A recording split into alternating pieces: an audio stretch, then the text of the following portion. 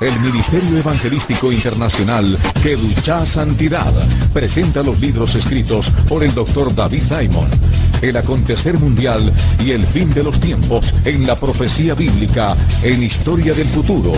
Porque para Dios el futuro es historia.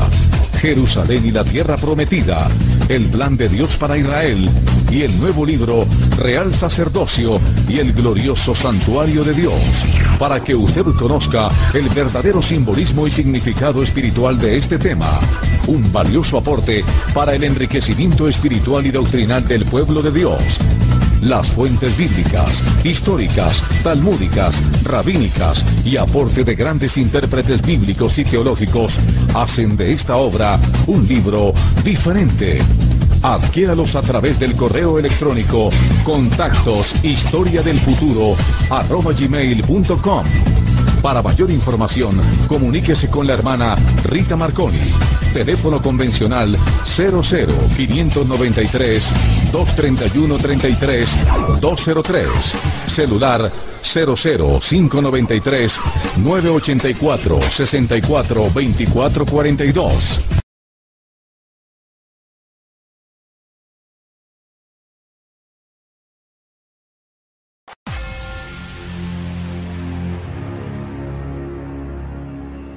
He aquí os digo un misterio.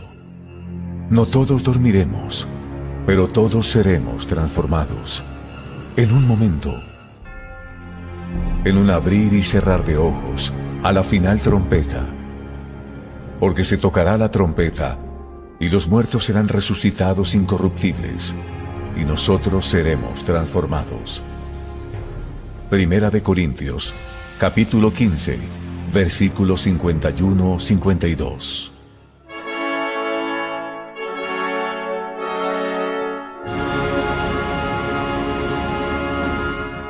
Bienvenidos a su programa A la Final Trompeta.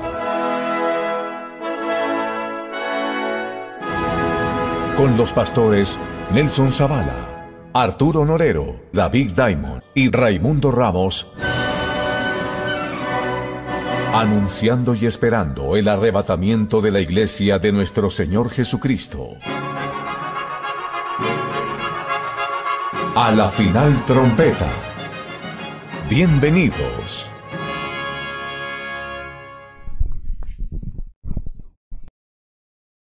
Bienvenidos, amados amigos, en todo el Ecuador y el mundo entero, que ahora nos reunimos en este tiempo maravilloso, dándole gracias al Señor nuestro Dios por todas sus bendiciones. Tenemos un programón el día de hoy que usted no va a querer perdérselo y también quiere compartirlo con todos sus amigos y familiares. Hoy vamos a conocer algo maravilloso sobre Israel.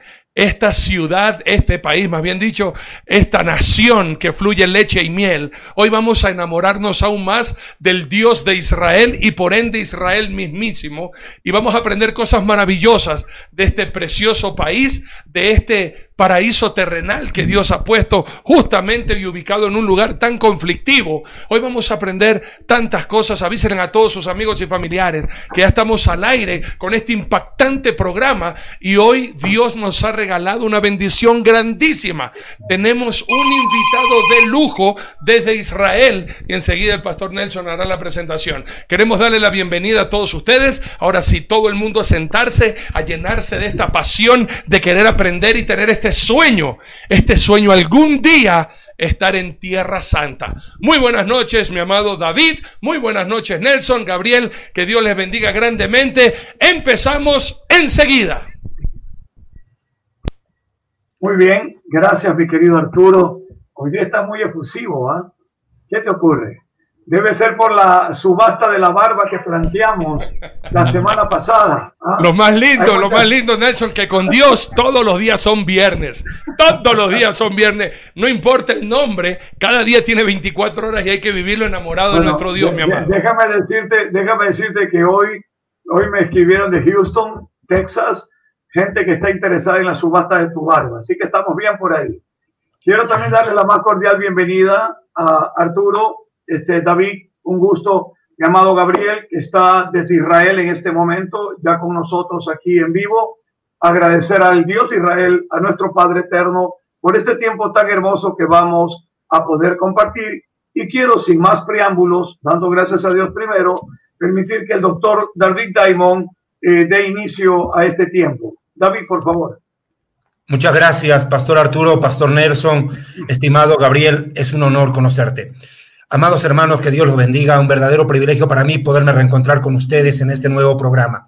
Como ustedes conocen, a la final trompeta se ha caracterizado en estas sesiones de tratar de que ustedes conozcan mucho más de la palabra de Dios y sobre todo las cosas que entiendan y comprendan al país más importante en la Biblia, es decir, Israel, dejando en claro que después del nombre de Dios, la palabra que más se repite en las Escrituras es la palabra Israel.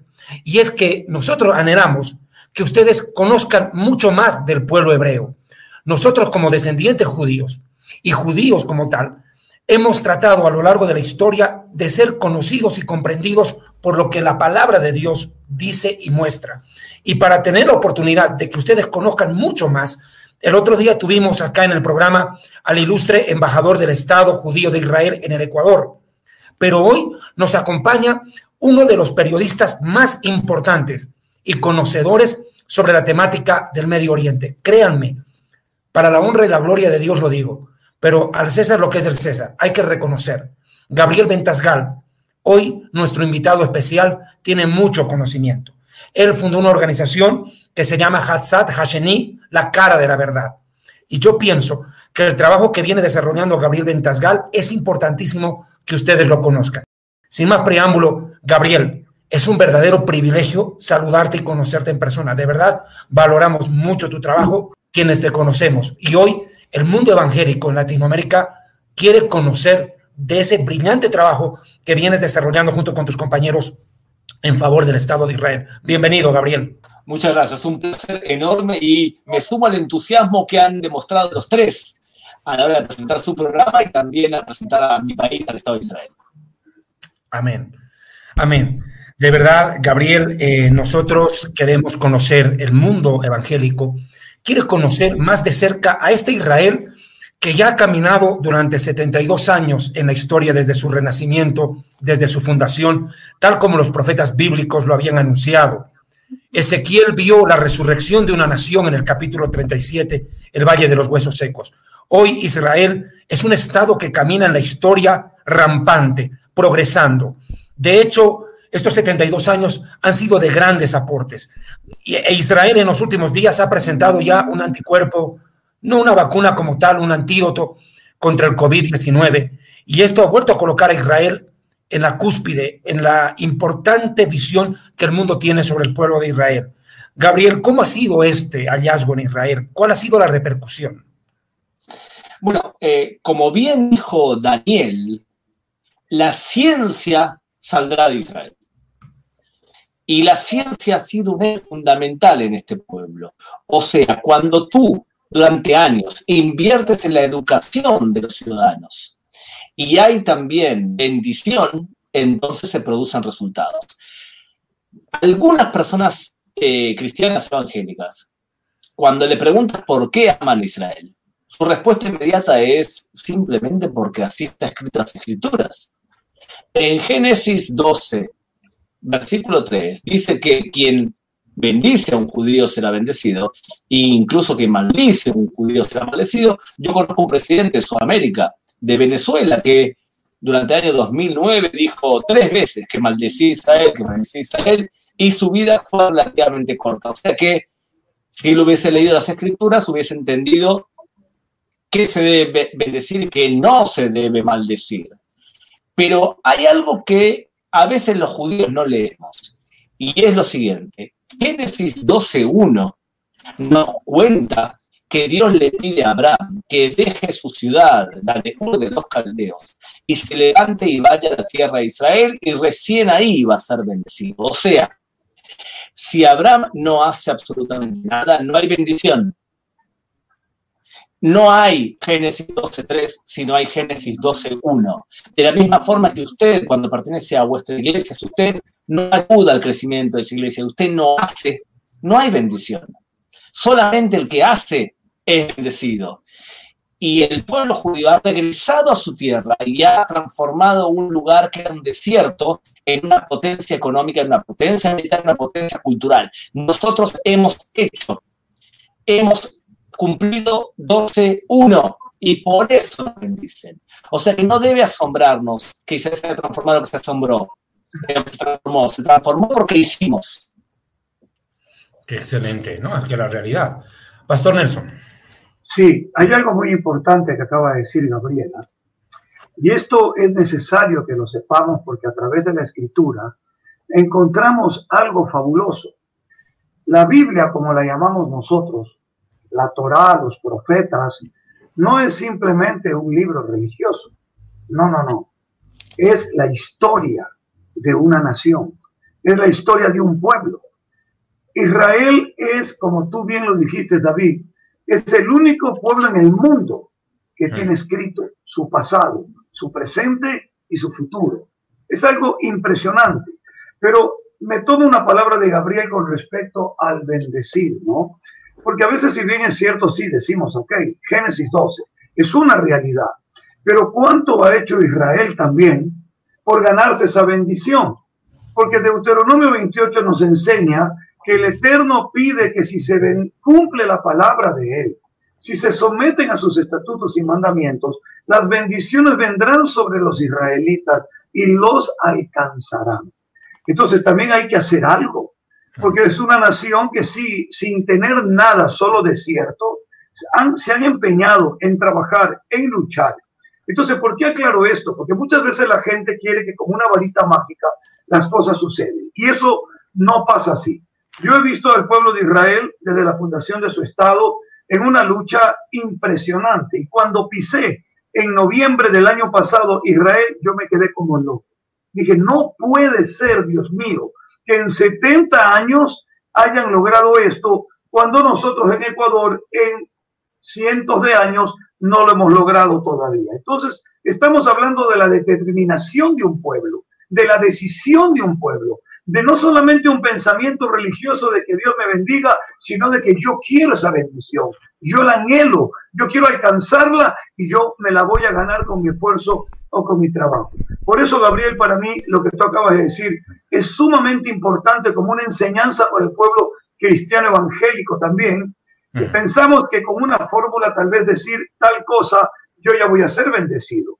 Amamos Israel, pero no solo por el simple hecho de que pueda haber una bendición detrás del amarte a ti como judío, no. Amamos Israel porque tenemos una conciencia clara de que hay un Dios que dijo que a través de Israel vendría el conocimiento y la ley a todas las naciones. Y por esa ley y por esos mandamientos, si lo cumplimos, tendremos bendiciones también como una herencia que Dios nos da a través del pueblo de Israel. Eso para mí es sumamente importante. Y quería acotar eso, mi querido Arturo. Creo que tú quieres decir algo. Así es, David y Nelson. Gabriel, también es un gustazo. Dios me permita alguna vez volver a Israel como lo hacemos todos los años y hay mucha gente que nos quiere acompañar. Pero esa bendición de Génesis 12, que a través de Abraham ha caído a todo el pueblo judío, algo que ya para entrar en materia, si me lo permiten, mis amados David y Nelson y Gabriel, esa bendición los acompañó a todos los judíos a donde quiera que fueran, basado en Josué 1:9, que le dijo a Josué, mira que te mando que seas fuerte y que seas valiente. No temas ni desmayes porque el Señor tu Dios estará contigo a donde quiera que tú vayas. Conocemos la historia que en el año 70, Israel prácticamente fue arruinado y todos los judíos fueron esparcidos por todo el mundo. Y tenemos conocimiento, mi amado Gabriel, que esa bendición no se perdió cuando todo el pueblo de Israel fue esparcido por todo el mundo y a donde quiera que fue un judío, a pesar de los tantos problemas, el odio. Eso también vamos a hablar, por favor, Gabriel. ¿Por qué la gente odia tanto a Israel? Y no solamente a Israel como nación, sino a quienes habitan en Israel, los judíos. ¿Por qué odian tanto a los judíos? Y en estos tiempos, desde el año 70 hasta 1948, que se les ha permitido regresar, amigos, a donde quiera que fue un judío, fue bendecido, prosperado, y aunque de pronto odiado, Dios siempre respaldó a su pueblo. lo más hermoso es que esa bendición para nosotros los cristianos, a los que amamos a Jesús, hemos recibido la bendición de Abraham a través de Jesús. Amigos míos, así lo dice la palabra de Dios en Gálatas capítulo 3. Y amamos a Jesucristo, un judío, el judío que trae la redención para toda la humanidad. Gabriel, en este tiempo, desde la diáspora en el año 70 hasta 1948, que Ecuador y Bolivia en 1947 ante la ONU aprobamos, y por eso somos amigos del Estado de Israel, e Israel aquí en el Ecuador ha sido de tremenda bendición. La tecnología israelí, especialmente en la agricultura, nos enseñaron a hacer los riegos, sembríos, etcétera. Ha sido algo espectacular y hay una muy buena relación, gracias a Dios, aquí en el Ecuador con el Estado de Israel. Nosotros también apoyamos incondicionalmente al señor embajador y siempre a todos los otros embajadores que hemos tenido la bendición de conocer, y hemos entrevistado con David Diamond a varios anteriores embajadores. ¿Cómo ha sido, amigo mío? Y mira aquí la pregunta, porque hay veces que la gente no entiende. Israel no tiene nación. Desde el año 70, 1948 se les permite volver. Pero ahí en Israel hay gente que está viviendo que no es judía. ¿Qué pasó con esa gente que ahora pensaron que este es mi país, pero vienen los judíos y dicen, no señor, esto es mío, y ahora toma posesión de lo que es de ellos, pero esa gente se ve expulsada a salir de ese lugar? ¿A dónde se van? ¿Cuál es el problema entre Israel y la Franja de Gaza? ¿Por qué hay tanto problema en la Franja de Gaza? Para ir entendiendo, para ir comprendiendo y que todo el mundo le quede bien claro por qué hay tanto odio contra Israel. Porque a lo largo de la historia, no es solamente el holocausto, que fue algo macabro y nosotros recordamos, we remember, para que nunca vuelva a ocurrir tal genocidio, tal osadía de un enfermo contra una nacionalidad, no importa cuál sea. Pero ¿por qué a lo largo de la historia, desde el año 70 hasta el año 1948, siempre hubo ese odio, ese coraje contra el pueblo de Israel y los judíos? Y peor ahora, que están desde 1948 en su tierra, y en 1967, cuando recuperan a Jerusalén como su capital, se incrementa aún más el odio.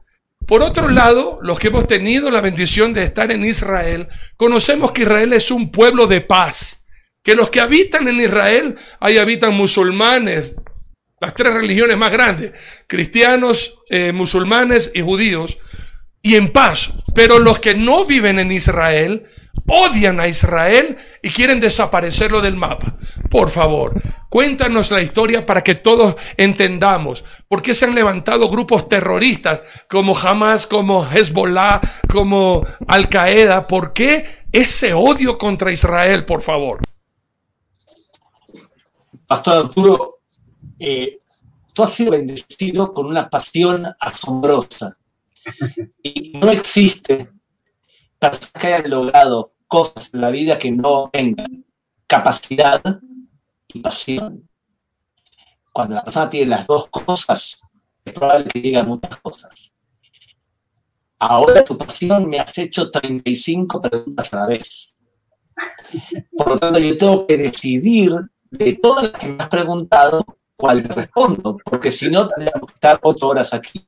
Entonces voy a hacer lo siguiente, voy a responderte a la primera. Y la primera es, ¿por qué existe un odio hacia los judíos? Pero antes voy a responderte a otra. O sea, te respondo dos. La primera es, ¿quiénes somos los judíos? Los judíos no somos una religión. Nunca fuimos una religión. Correcto.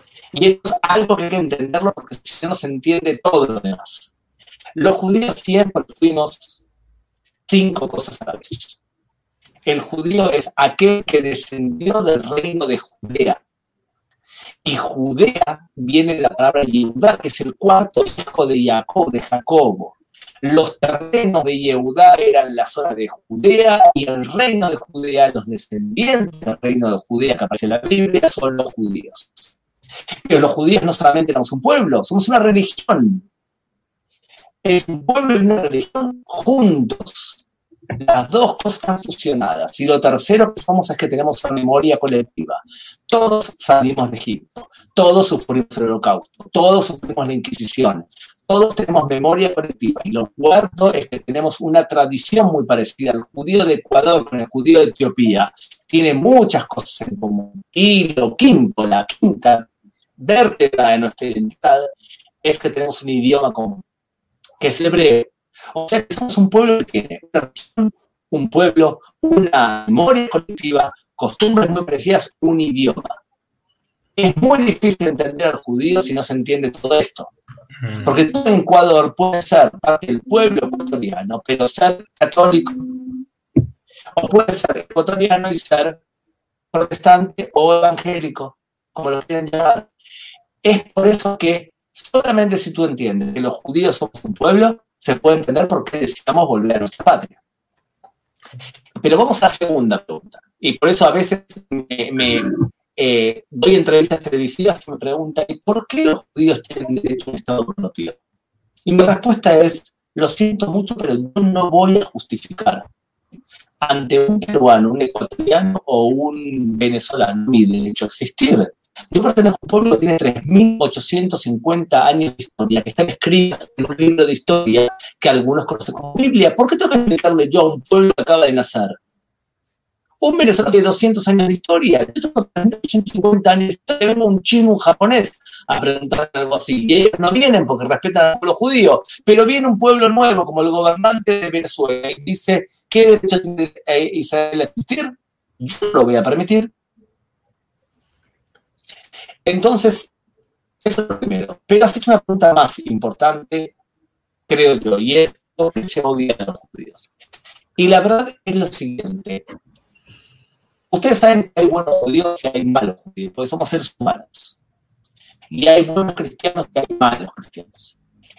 Técnicamente hablando, una persona cristiana es la persona que cree que Jesús es el Mesías, y es el Hijo de Dios, y ha dado cuerpo, y es su espíritu también. Dentro del mundo cristiano hay varias corrientes. La más fuerte en Sudamérica durante siglos fue el mundo católico.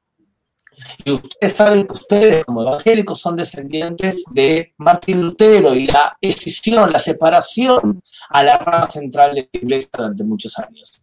Si ustedes, por ejemplo, entrevistan a la gran mayoría de pastores evangélicos, su amor hacia Israel es muy fuerte. Más aún, los mejores amigos del pueblo judío son los creyentes evangélicos. Los mejores, sin duda. Pero hay cristianos que, y cuando digo cristianos digo, por ejemplo, católicos, e incluso algunos cristianos evangélicos también, que no son buenos cristianos. Claramente, igual que hay judíos que no son buenos judíos. Y cuando digo que son malos cristianos, ¿a qué me refiero? Tomemos a un genio absoluto como fue Martín Lutero. Martín Lutero fue un genio. Él pidió a la iglesia, dejen de cobrar dinero para eximir a la gente de sus pecados. Le dijo también, dejen de rezar en idiomas que la gente no entiende. Brillante. Pero cuando a Martín Lutero le preguntaron sobre los judíos, se transformaba en un retrógrado. Los textos de Martín Lutero con respecto a los judíos son de un antisemitismo total. Ahora, ¿de dónde surge esto? Una persona que odia a los judíos basa teológicamente su fe en dos principios. El principio uno es la teoría del reemplazo o de la sustitución, que dice que Dios tenía un pacto con los judíos, pero ahora firmó un nuevo pacto, un nuevo testamento, y la nueva fe es con el mundo que cree en Jesús. Pero, y esto es importante, uno puede creer eso y creer. El problema es que le agrega un factor más, y es que para demostrar que existe una única verdad hay que destruir al anterior. Y este principio de intentar suprimir la fe anterior y no convivir con ella, ni respetarla, es lo que muchos pastores en la época antigua y muchos curas durante años sostuvieron como algo legítimo. Lo que quiero decir es que el antisemitismo, el odio a los judíos, nació en la iglesia. Lo digo muy claro, ¿eh? Nació en la iglesia. Y la segunda acusación con respecto a los judíos es que asesinaron a Dios. La acusación de deicidio. Y yo podría entrar a un tema histórico y decir que históricamente no se puede sostener una acusación así, pero no importa, ahora no voy a entrar en esto. Cuando una persona cree en estas dos cosas, termina odiando a los judíos. ¿Cuál es la realidad hoy? Que la mayoría del mundo cristiano, ya sea evangélico o católico, no odia a los judíos. Hoy no lo odia. Eso significa que usted que está viendo este programa, escucha a un pastor que habla mal de los judíos, bueno, es probable que él todavía esté influido por esta teoría del reemplazo de la sustitución. Y hay todavía incluso pastores evangélicos que hablan así. Y yo lo que respondo es, ¿cómo puedes amar a Jesús si no amas a la familia de Jesús? ¿Y cómo puedes, incluso es más todavía, es que acaso ni siquiera sabes tu propia doctrina? Porque una persona evangélica sí espera que los judíos se conviertan y que acepten a Jesús. Pero cree que el judío debe aceptar a Jesús último. ¿Tú te crees muy valiente y quieres convencer a los judíos, que son 14 millones de personas, para que crean en Jesús? Tienes una misión anterior. ¿Por qué no vas y convences a 1.600 millones de musulmanes que amen a Jesús? Ellos son muchos más. Según tu doctrina, los judíos vamos a aceptar a Jesús último. Así que simplemente no sigas enseñando esa doctrina de la sustitución. La verdad es que entre los evangélicos, y más en Ecuador, los que opinan así son muy poquitos. Yo lo he escuchado solamente 2 veces en todos mis viajes por Sudamérica. ¿Significa eso que no hay personas que todavía piensen así? Lamentablemente todavía hay personas que no se han curado de lo de los judíos.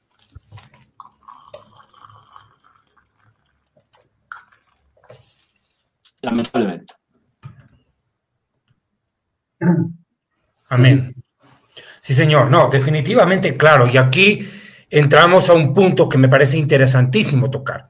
Porque implícitamente, Gabriel, estás tocando 2 aspectos que han afectado a nuestros ancestros. Mi tío bisabuelo fue Theodor Herzl. Y cuando ellos fundan el sionismo en el Congreso de Basilea, proyectan ya la creación de un Estado judío como un sueño que parecía en principio una utopía, como Theodor Herzl mismo lo dice en su libro Der Judestaat, el Estado judío. Pasa el tiempo e Israel se hace nación, se hace Estado.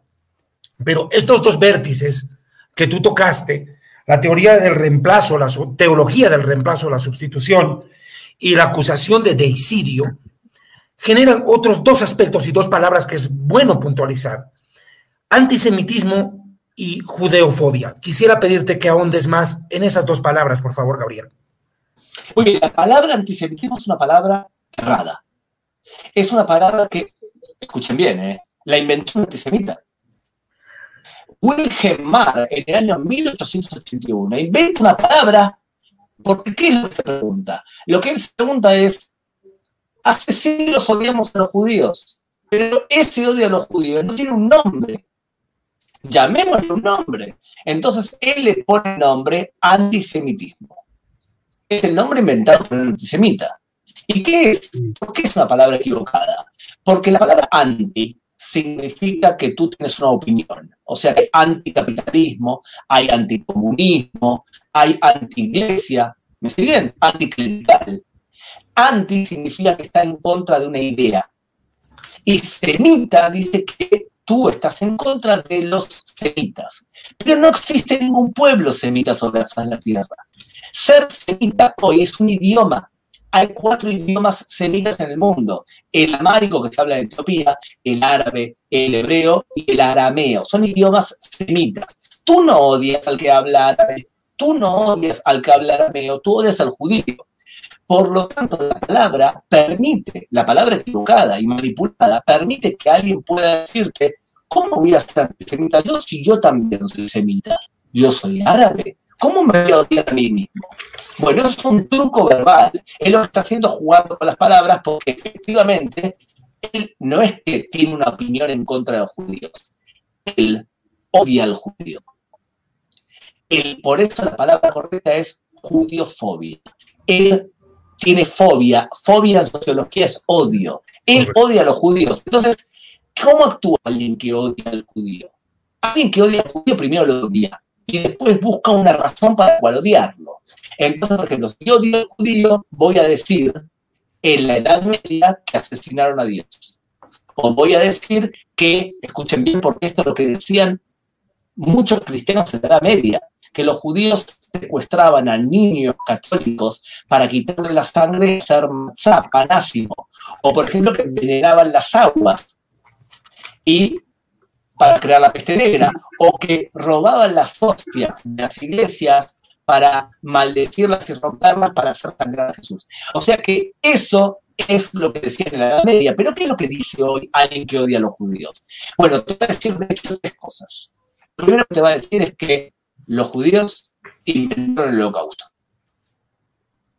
Ustedes vean por las páginas de internet y van a ver un montón de antisemitas que no dicen que los judíos robaban niños para hacer matzá, pero te van a decir esta barbaridad, que los judíos inventaron el Holocausto. Lo segundo que van a decir es que los judíos dominan el mundo. Detrás de todas las desgracias, detrás de todo el mal, están siempre los judíos. Y por eso ustedes van a ver que hay algunos que dicen que la pandemia que sufrimos todos fue creada por los judíos. Y lo tercero que dice un antisemita moderno hoy es que él no odia a los judíos, pero él odia a Israel, que es antisionista. ¿Ustedes quieren reconocer un antisemita hoy? Fíjense lo que dice. Él lo que va a decir es que odia a Israel. Él va a decir que los judíos dominan el mundo y él va a decir que los judíos inventaron el Holocausto. Algunos de los tres argumentos y ya te ganaste el premio de judíofobo. Qué tremendo. Esa es una pregunta muy interesante y muy importante, Gabriel. Yo quisiera darle paso al pastor Zavala. ¿Tienes una consulta, Nelson? Sí, que quiero agregar algo que Gabriel ha citado 2 veces y que para mí es muy importante que el pueblo cristiano evangélico que nos está viendo lo escuche. Para quienes creemos en Cristo Jesús, cuyo nombre es Yeshua, cristiano, y quienes creemos en el Nuevo Testamento, hay una respuesta contundente para cristianos evangélicos que han llegado a creer equivocadamente que los judíos mataron a Jesucristo. Lo voy a leer. Está en el Evangelio de Juan, en el capítulo número 10, para que pueda usted entender el plan de Dios Padre a través de su Hijo. Dice el versículo 17, por eso me ama el Padre, dice Yeshua, porque yo pongo mi vida para volverla a tomar. Nadie me la quita, sino que yo de mí mismo la pongo. Tengo, dice, poder para ponerla y tengo poder para volverla a tomar. Este mandamiento recibí de mi Padre. Amigos cristianos, hermanos en la fe, entiéndase bien esto. Este es un plan y un poder que estuvo en el Mesías para quienes creemos en él. Esto es algo exclusivamente que lo dedico al pueblo cristiano evangélico. No se trata de que los judíos lo mataron. Si él es quien es, hubiera impedido que lo mataran. Pero dice que él dio su vida. Por eso es una ofrenda. Porque él la dio y él luego la tomó, resucitó y volvió al cielo. Con esta breve enseñanza bíblica del Nuevo Testamento para los cristianos, quiero dejar sumamente en claro este asunto y que termine de una vez y para siempre una idea equivocada. Y si quieren hallar un culpable más, permítame decirle algo más. ¿Quién entró en Judas? Satanás. Vaya y échale la culpa al diablo. ¿Quién puso el edicto para poder darle la condenación? Pilato. Vaya, moleste a Pilato. Pero entiéndase bien esto. Cristo puso su vida a sí mismo para luego volverla a tomar. Ese es el Mesías en el cual nosotros creemos. Y con esto espero sinceramente, con esta lectura, Juan 10, 17 y 18, que tengamos paz y entendamos que ese fue el plan de Dios. Y no que los judíos, como generalizan muchos, lo mataron. No se trata de eso. Como lo siguiente, tampoco se trata cuando se habla del odio. Hablaba Arturo Gabriel sobre el odio. Yo les voy a decir algo. Mira, yo tenía un criterio de Israel, pero un criterio a través de la Biblia, que no es que la Biblia esté limitada. El limitado era yo, que no conocía a Israel, que no tenía una idea de lo que estaba pasando allá, que llegué al aeropuerto y desde que llegué hasta que me fui, y eso que gracias a Dios he viajado a muchos países en el mundo, en ningún país me sentí más seguro que en Israel. No lo podía entender. Me decían que a pocos kilómetros había un problema y había una atmósfera, había un ambiente que yo me sentía seguro. A eso quiero ir, Gabriel. ¿Qué otorga esa seguridad? Yo entiendo primero, lo comprendo, el Dios de Abraham, muy bien, el primero. Pero ya humanamente, ¿qué han hecho ustedes después, primero Dios, para poder darnos a los turistas inclusive y a ustedes en general esa sensación de seguridad que tiene Israel y que tú sabes de lo que estoy hablando? Creo que el punto de partida fundamental es nuestros valores como pueblo y nuestros valores en la palabra. Y te voy a explicar por qué. Un buen judío, ante todo, va a defender la vida. ¿Cuándo es que para un judío se puede entregar la vida? Bueno, hay 3 circunstancias nada más. La primera, si te obligan a asesinar a otra persona, debes entregar tu vida. Tu sangre no vale más que la de otra persona. Lo segundo, si te obligan a creer en otros dioses, tú debes entregar tu vida.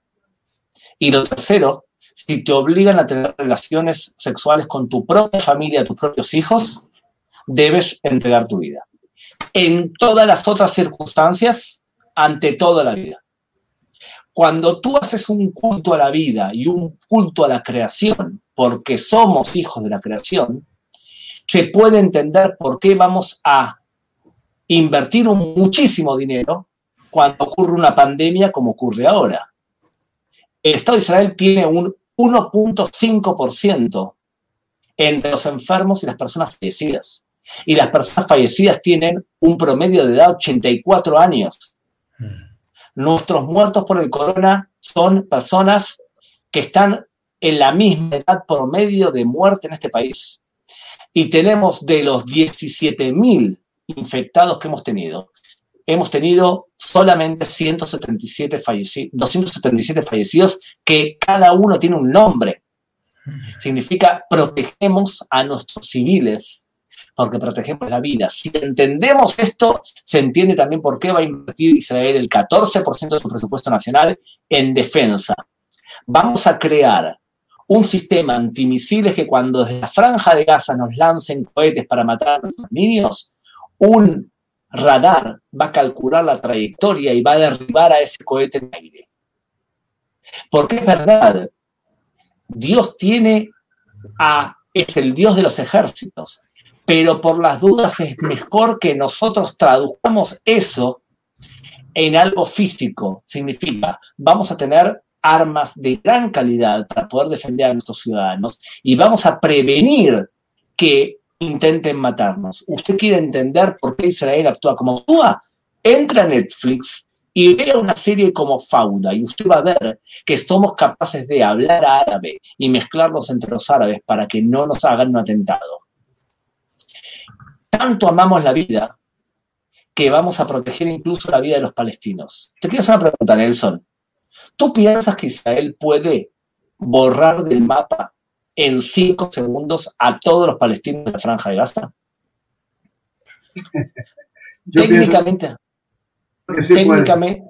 Técnicamente hablando, Israel puede borrar a todos los palestinos en cuestión de segundos. Y lo digo claramente, puede borrarlos. Si Israel quisiese matar a toda la población palestina, como le dice a usted la prensa muchas veces, créame que no existiría ningún palestino vivo. Lo que nosotros hacemos es desarrollamos todo tipo de tecnologías para proteger la vida, no solamente de nosotros, de ellos también. Cuando el ejército israelí, antes de atacar una posición del Hamas, del grupo terrorista Hamas, lanza una bomba sobre el techo de la casa que no explota, se llama golpe en techo. Es para avisar que dentro de 6 minutos vamos a atacar un lugar donde están escondidos misiles. ¿Qué otro ejército en el mundo le avisa a sus enemigos que quieren destruirnos que los vamos a atacar en una casa? Golpe en el techo, eso permite que la gente huya y no mueran personas inocentes. Claro. Cuando haya un ejército que tenga los patrones morales que tenga el de Israel, ahí vamos a poder discutir en situación de igualdad. La respuesta que te doy, Nelson, es porque amamos obsesivamente la vida. Y por eso hemos logrado también sobrevivir tantos años. Claro, claro. Gracias, Gabriel. Gabriel. Arturo. Sí, gracias. Gabriel, Muy bien. yo digo una cosa y te digo 100.000 preguntas, así que voy a tratar de puntualizar para luego ir despacito desarrollando. Los medios de comunicación, como tú los mencionaste, han hecho creer a todo el mundo, y a veces la falta de conocimiento o la contrapropuesta o la contranoticia, la real, ha hecho creer a todo el mundo que los judíos, los de Israel, son los locos, los asesinos, los transgresores, los invasores, los sádicos que matan niños, que violan mujeres. Y qué bueno que ahora tenemos a una persona que pueda decir la parte de Israel. Nosotros hemos sabido a través de la Biblia, tú no puedes escuchar testimonio de una sola persona, cristianos. Tenemos que escuchar testimonio de todos para conocer bien. Uno no puede emitir un juicio sin escuchar a todas las personas.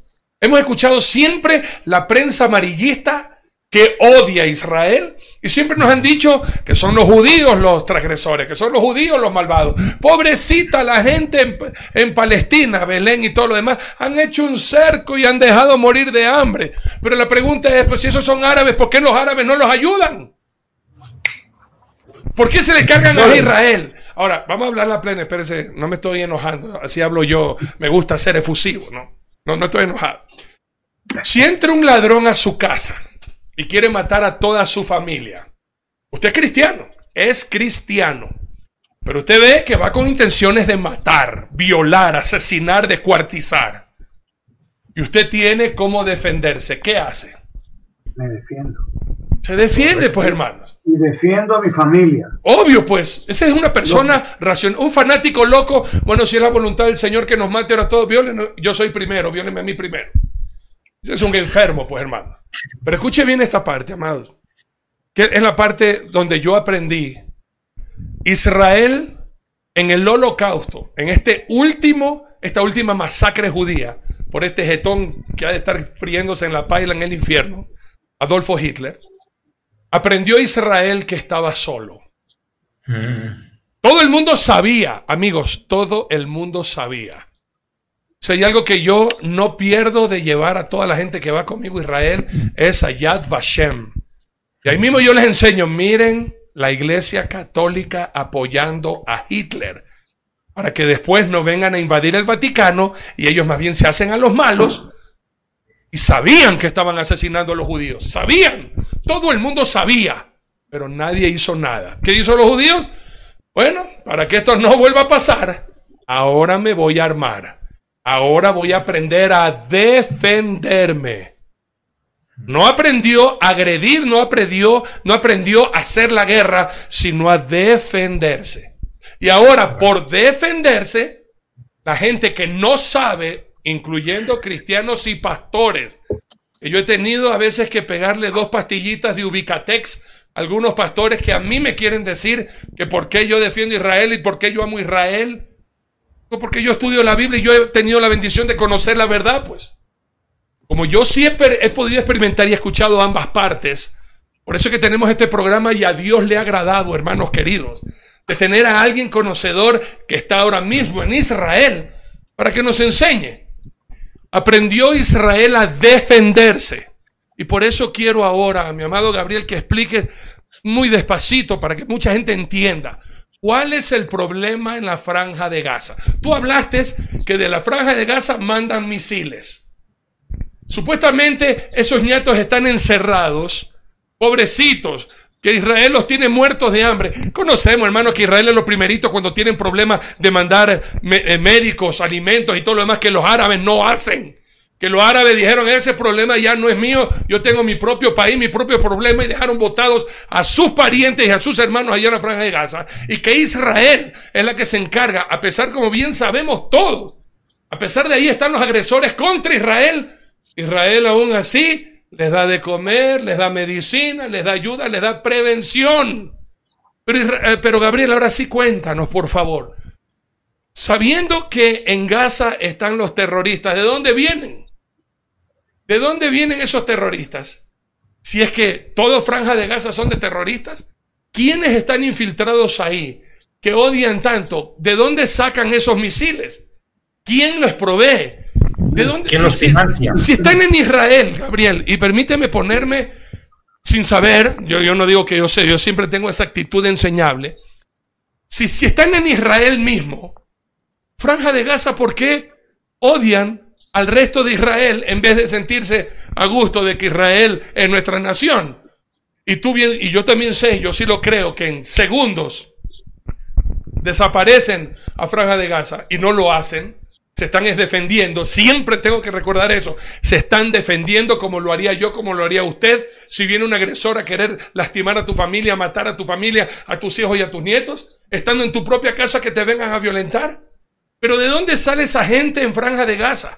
¿Cuál es el problema? Siempre vemos la noticia, Israel invade Franja de Gaza, Israel bombardea Franja de Gaza, los judíos matan niños en Franja de Gaza. Explícanos qué pasó en Franja de Gaza, por favor, Gabriel. Bueno, ante todo, recordemos algo importante, y es que durante miles de años, ¿cuál era la dosis tradicional? La dosis tradicional es que los judíos eran asesinados y no se defendían. Así ocurrió, por ejemplo, en las cruzadas, cuando en nombre de la cruz se asesinó judíos en toda Europa. Y así ocurrió en la Inquisición, y así ocurrió en el Holocausto. O sea, una persona cristiana, lamentablemente, se acostumbró durante miles de años a que el judío no se defendía, pero de pronto aprendimos a defendernos. Y ahora nuestros soldados son buenos. Entonces yo le aconsejaría, si usted todavía está acostumbrado a la época antigua, desacostúmbrese rápido, porque le conviene. Porque si usted intenta nuevamente matar a un judío y espera que él no se defienda, como ocurrió durante miles de años, se va a comer un golpe que se va a arrepentir. Entonces acostúmbrese rápido. Y además hay otro problema, y es que algunas personas, cuando yo leo la Biblia en el idioma original, algunas personas dicen, pero si la Biblia dice claramente, no matarás, es uno de los preceptos de los mandamientos. Lo siento, amigos, la Biblia en hebreo, que es el idioma original, dice al tirzaj, que significa en hebreo no asesinarás. Lo que está prohibido es asesinar. Como bien has dicho tú, Arturo, si alguien viene a matar a mi familia, yo voy a defenderse. Matar se puede en ciertas circunstancias. A mí no van a matarme. No voy a permitir que maten ni a mí ni a mi familia. Lo que está prohibido por las escrituras es no asesinar. Claro. Ahora bien, cuando usted abre la televisión, la dosis del periodista promedio, que en general sabe poco del Medio Oriente, es más o menos así. De pronto los judíos vinieron del espacio exterior y conquistaron una tierra que no le pertenecían y sobre la cual no tienen ningún tipo de ligazón, y en el camino expulsaron a un pueblo milenario que vivía en esas tierras, que es el pueblo palestino. Eso es la dosis. Y como en nuestras universidades enseñan a los jóvenes mucho marxismo, se ha instaurado que los conflictos son siempre por tierras, y son materiales, y son por poder, y son por dinero, y son por petróleo, y son por cosas materiales. Entonces, cuando usted escuche que hay un conflicto en la Franja de Gaza, va a decir, bueno, seguramente se pelean por tierras. Por eso la palabra que más se usa es invasión o ocupación. Nos han educado que los conflictos son siempre por tierras. Pero hay un problema. El conflicto es por tierras solamente para los judíos. Los judíos pensamos que las tierras son menos importantes que la vida y por lo tanto estamos dispuestos a ceder tierras que nos dio Dios. Dios nos otorgó tierras y estamos dispuestos a ceder con tal de que haya paz porque amamos la vida. Lo voy a decir en forma bien clara. Para la gran mayoría de palestinos y para buena parte del Islam, el conflicto es religioso. Bueno, así es, pues. El conflicto es religioso. Para el Islam tradicional, los judíos no somos un pueblo. Somos una religión falsa igual que el mundo cristiano. Y además no somos un pueblo, somos una religión falsa y ocupamos lo que se llama Tierra Santa Islámica o Dar el Islam. Y también lugares religiosos islámicos, que se conocen en árabe como Waqf al-Islamiyya. Significa que para una persona musulmana, el judío no tiene derecho a un Estado propio, porque el judío no es ni siquiera un pueblo y además ocupa lugares islámicos. Cuando tú ves cómo habla el Hamas, que es un grupo islamista radical islámico, tú entiendes que eso son cosas cotidianas, pero también la autoridad palestina, que no son radicales islámicos, también utiliza terminología islámica. ¿Tú quieres entender por qué no acepta a los judíos en el Estado de Israel? Abre el Corán y las interpretaciones del Corán, porque el conflicto para el lado palestino es un conflicto netamente religioso. Para los judíos el conflicto es por tierras, pero cuando tú le explicas a una persona evangélica que el conflicto es religioso, lo van a entender, porque para ellos también las escrituras tienen valor. Pero dile a una persona en una universidad de Quito, una universidad que le han metido en la cabeza marxismo durante años, que el conflicto es religioso, y no lo va a poder entender porque es un analfabeto en textos bíblicos. Entonces, para él no va a entender que el conflicto es religioso. ¿Tú quieres entender por qué hay un conflicto en Medio Oriente? Simplemente estudia Islam. Y si tú ves un periodista que habla del Medio Oriente y no se especializa en Islam, ese personaje es un charlatán. Correcto. Permítame, por favor. Gabriel, mira, antes de hacerte una consulta, quiero cerrar lo que Nelson mencionó acerca de la acusación más grave que pesó contra nuestro pueblo, la acusación de deicidas. En pocas palabras, asesinar a Dios. Un pueblo que es capaz de asesinar a Dios es poderoso y peligroso. Por ende, es mejor acabarlo. De hecho, el otro día yo lo mencionaba en nuestro programa. La primera vez que se nos llamó algo en la historia fue de la boca de Faraón, que nos llamó este pueblo. Está empezando a multiplicarse muy rápido. Ese sentimiento de inferioridad y de temor lo llevó a ese exterminio contra nuestros ancestros en Mizraim, en Egipto. Pero hoy esta acusación de deicidio está otra vez empezando a rebrotar, te comento. Yo soy sociólogo y muchas veces me he dado cuenta que siempre pegan. Pero si ustedes mataron a Cristo, mataron a Cristo, pues son un pueblo maldito, no tienen perdón de Dios. Bueno, yo voy a leer lo que Jesús, el judío, porque él no era pastor evangélico, no era cura católico, era un rabí que pensaba como judío, que predicaba a judíos, que convivía con judíos y que amaba a los judíos. Por eso vino. Voy a leer este pasaje de Lucas capítulo 18, verso 31, textual. Y está hablando Yeshua, no está hablando Pablo o Pedro, está hablando Yeshua. Dice, tomando Yeshua, Jesús, a los 12, les dijo, he aquí que subimos a Jerusalén, y se cumplirán todas las cosas escritas por los profetas acerca del Hijo del Hombre, pues será entregado a los gentiles. Textual, los gentiles, no los judíos, los romanos, en ese momento de la historia. Y será escarnecido, afrentado y escupido. Y después de que le hayan azotado, le matarán. ¿Quiénes? Los gentiles. O sea, el mismo Mesías lo está diciendo. El mismo Jesús lo está diciendo. No se lo dice otro. Él lo dice con su propia boca. Y por anticipado, no después. Me van a hacer esto y ellos. Pero aquí tenemos que entender, como Arturo Norero lo dijo, al fin y al cabo, pues fueron nuestros pecados, los del gentil y del judío, los que los llevaron a morir. Y esto no nos puede sorprender porque estaba escrito. Porque la palabra de Dios lo dice en el libro del profeta Isaías.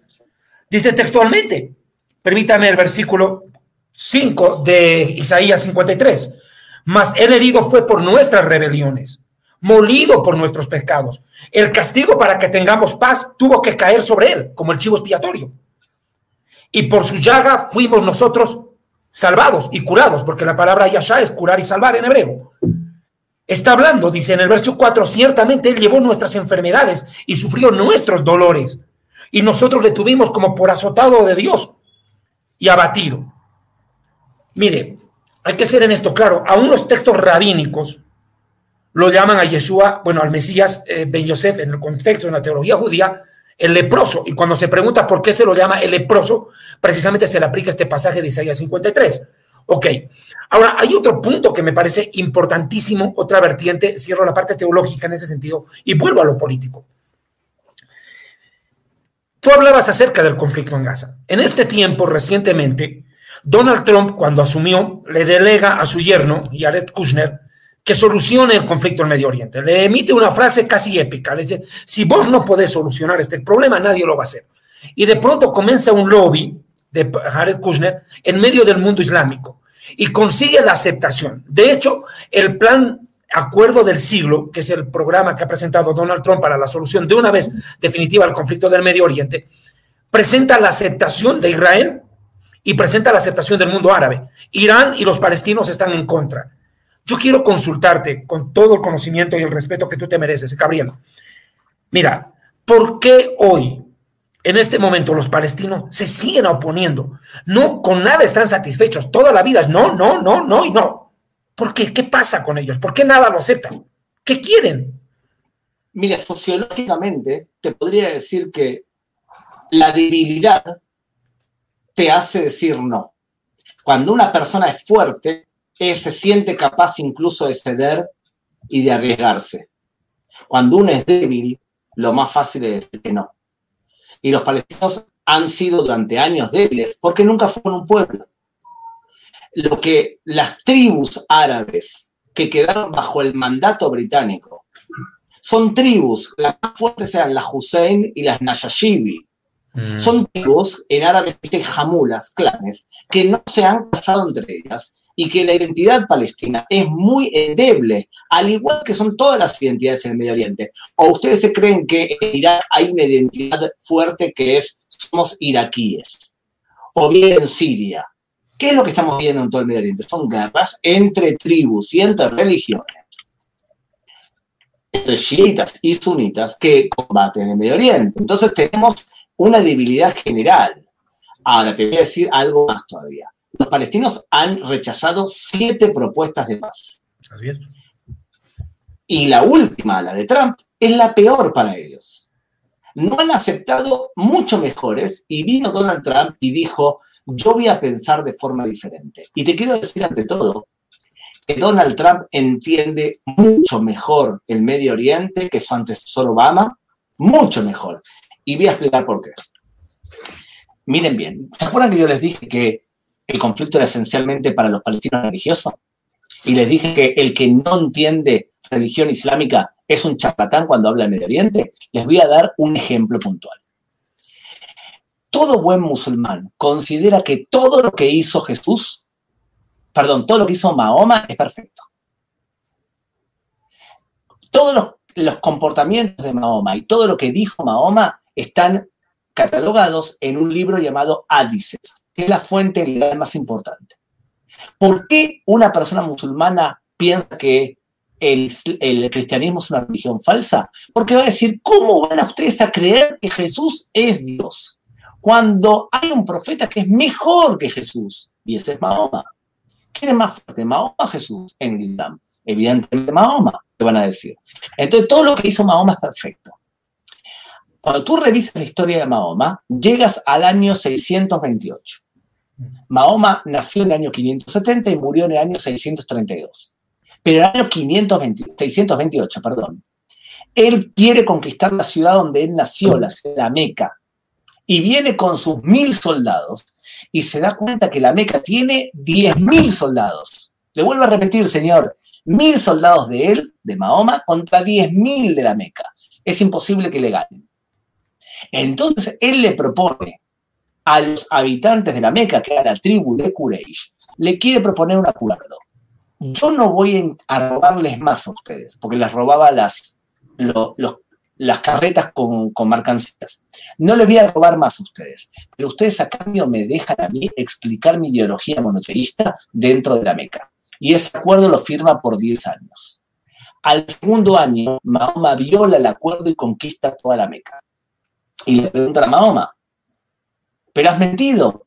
¿Qué responde Mahoma? Se puede mentir si favorece al Islam. pero ha violado el acuerdo. Se puede violar el acuerdo si favorece al Islam. Si Mahoma mintió, se puede mentir. Y si Mahoma violó un acuerdo, se puede violar los acuerdos. Se llama en árabe eso Utnat Hudaybiyah, tregua de Mahoma con la tribu de Quraysh. Cuando una persona está débil dentro del Islam, puede firmar treguas, no paz. La paz es un concepto judeo-cristiano. Dentro del Islam solamente va a haber paz cuando el Islam gobierna toda la humanidad. ¿Se puede firmar una tregua con un cristiano, con un judío? Sí, si es débil. ¿Y por qué? Porque así lo hizo Mahoma. ¿Qué firmó Israel con Egipto? ¿Un pacto de paz? No, señores, tenemos un pacto de tregua. ¿Y qué firmó con Jordania? Un pacto de tregua. ¿Y por qué no lo violan? Porque somos una potencia económica, militar en el Medio Oriente. No les conviene romper la tregua. Según esta lógica que acabo de explicar ahora, un palestino débil tiende a firmar treguas o un palestino fuerte tiende a firmar treguas. La respuesta debería ser un palestino débil firma tregua. Y por lo tanto, cuando Donald Trump pasa a la embajada de Estados Unidos a Jerusalén, le está transmitiendo a los palestinos que el tiempo juega en su contra. Y cuando le recorta el apoyo económico, le está transmitiendo a los palestinos exactamente lo mismo. Y cuando le dije a Jared Kushner, ve y soluciona el problema y reconoce la anexión por parte de Israel de territorio, le está transmitiendo a los palestinos que el tiempo juega en su contra. Los palestinos aún no han entendido que el tiempo juega en contra de ellos. Si no reconocen a Israel como cuna nacional del pueblo judío, se pueden llegar a quedar sin nada. Sí. Por lo tanto, cuanto más rápido piensen, va a ser mejor. ¿No lo entienden? En Medio Oriente sobrevive aquel que tiene mucha fe, invierte en sus hijos y ama la vida. Y nosotros vamos a sobrevivir en el Medio Oriente. Amén. Yo quiero cerrar con un versículo a lo que tú estás diciendo, porque tú, en tus palabras, estás diciendo lo que la Escritura en el rey David lo escribe en los Salmos. Salmo 120, escuchen por favor este versículo, hermanos, hermanas, amigos. Dice, ay de mí que moro en Mesec, que habito entre las tiendas de Kedar, que es de donde descendió Mahoma, de esa descendencia. Mucho tiempo ha morado mi alma con los que odian la paz. Yo soy pacífico, mas ellos, así que hablo, me hacen la guerra. Impresionante profecía del rey David. Hablando de los descendientes de Kedar o de Sedar, que es de donde viene Mahoma. Qué impresionante visión profética. Pastor Nelson. Realmente cuando tú citas eso, David, yo abro la Biblia hablando de lo que entendemos como el Antiguo Testamento, por llamarlo así. Solo encuentro profecías. Estaba hace un momento viendo al profeta Isaías. Y permítame leer un fragmento del profeta Isaías. Lo que vio Isaías, hijo de Amós, acerca de Judá y de Jerusalén. Acontecerá en lo postrero de los tiempos que será confirmado el monte de la casa del Señor, como cabeza de los montes, y será exaltado sobre los collados, y correrán a él todas las naciones. Y vendrán muchos pueblos y dirán, venid y subamos al monte del Señor, a la casa del Dios de Jacob, y nos enseñará sus caminos y caminaremos por sus sendas, porque de Sión saldrá la ley y de Jerusalén la palabra del Señor. Y juzgará entre las naciones y reprenderá a muchos pueblos, y volverán sus espadas en rejas de arado y sus lanzas en hoces. No alzará espada nación contra nación, ni se adiestrarán más para la guerra. Impresionante. ¿Dónde? ¿Cuál es el lugar? ¿Cuál es el reloj profético del mundo? Israel, Jerusalén. Mira qué promesa tan hermosa. Y un versículo más en el capítulo 4. En aquel tiempo, el renuevo del Señor será para hermosura y gloria, y el fruto de la tierra para grandeza y honra a los sobrevivientes de Israel. Amén. Qué precioso. Por donde yo tome la palabra del Señor, encuentro promesas que se han hecho realidad y otras que están escritas y que están por cumplirse. Así que en este libro, amigos cristianos y todo aquel que me vea, este no es un libro simplemente que lo pueden llamar religioso, lo voy a repetir. Esta es la historia de un pueblo que Dios escogió, escúchame bien, por dos motivos. Les dijo, primero, por amor, y segundo, por confirmar sus promesas a los padres. Porque Dios lo que dice, lo hace y Él nunca miente. Gabriel, en este tiempo, en el año 2020, dentro de tus investigaciones, veo que has citado en algunos, porque no necesitamos ser religiosos para citar la palabra de Dios. Tú eres un hombre consciente de lo que Dios está haciendo en Israel. ¿Qué expectativa tienes tú en este momento, en el año 2020, frente a tu panorama periodístico, político, económico y aún tu panorama personal espiritual? ¿Cómo ves el presente y futuro a corto y mediano plazo para Israel, por favor? Bueno, ante todo te voy a sumar una profecía más entre todas las que hay. Existe un concepto en el judaísmo que es el concepto del jubileo. Yobel. Que lo conocemos, el Yobel, en donde originalmente era que se perdonaban las esclavitudes y las deudas y la humanidad comenzaba nuevamente una especie de carrera nuevamente donde cada uno empezaba con iguales oportunidades nuevamente. Era un acto de justicia suprema. Hoy, como los estados no pueden hacer algo así, bueno, algunos estados que entienden lo que es el Yobel, el jubileo, cobran, por ejemplo, impuestos progresivos. El que más tiene, más paga. Eso es sacado del Yobel, del concepto de Yobel, de justicia social. Pero hay algo que hay que entender, el Yobel tiene otra acepción, y es que cada 50 años Dios nos baja una verdad. Cada 50 años nos entrega otra cuota más de sabiduría. Y mira lo que te voy a decir ahora. En el año 1917 fue año de Yobel. Y en ese año los británicos entregaron un documento que se llama la Declaración Balfour, por el cual los judíos se reconocía su derecho a regresar a la tierra de Israel. 50 años más tarde fue otra vez Yobel, y fue esta vez el año 1967. Y en el año 67 Israel recuperó su corazón, recuperamos Jerusalén. Y 50 años más tarde, el presidente Donald Trump reconoció que Jerusalén era la capital del Estado de Israel. O sea que prepárense porque en el año 2067 vamos a tener una nueva noticia. ¿Y cuándo va a ocurrir eso?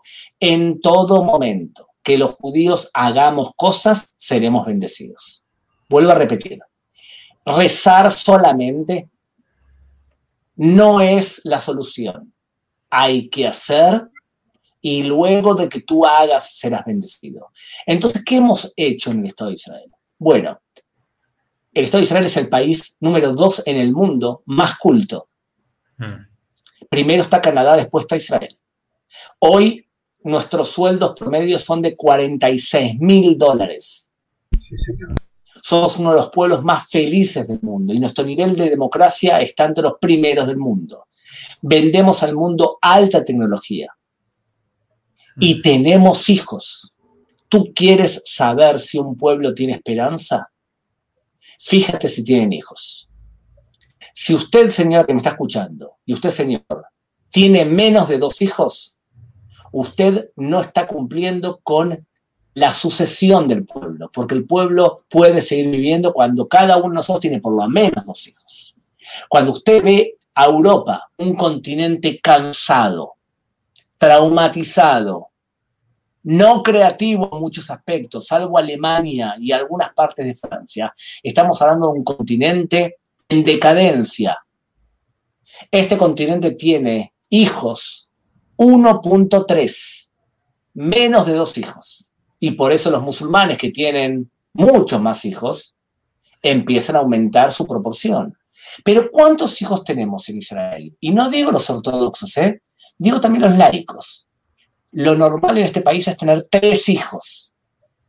lo normal es tener 3 hijos. ¿Usted quiere ver si su pueblo tiene esperanza? Fíjese cuántos hijos tiene cada uno. Y no digo esos hijos de la ignorancia por no saber cuidarse. Digo hijos que uno quiere y que le pide a la vida que le traiga. O sea que, teniendo en cuenta todo eso, yo creo que el tiempo juega definitivamente a favor de Israel. Y además hay otras cosas más políticas. El petróleo está dejando de ser, lamentablemente para ustedes en Ecuador, así es, un factor económico preponderante. Nosotros en Israel contamos un chiste, si me permites. Siempre se habla que Moisés tenía problemas para poder expresarse, ¿verdad? El Talmud dice que Moisés era kved pe, que le pesaba la lengua. ¿Y quién era quien sabía hablar? Aarón. Aarón era el que sabía hablar, Moisés era el líder. Entonces el chiste que contamos en Israel, y vuelvo a repetir, es un chiste, dice que es verdad, Moisés era tartamudo, pero Abraham era sordo. Entonces la gente te mira y dice, nunca había escuchado que Abraham era sordo. Claro, el chiste es, porque Dios le dijo que se levante de la ciudad donde él vivía, en Génesis, la ciudad de Ur de los Caldeos, para ir a la ciudad que te mostraré.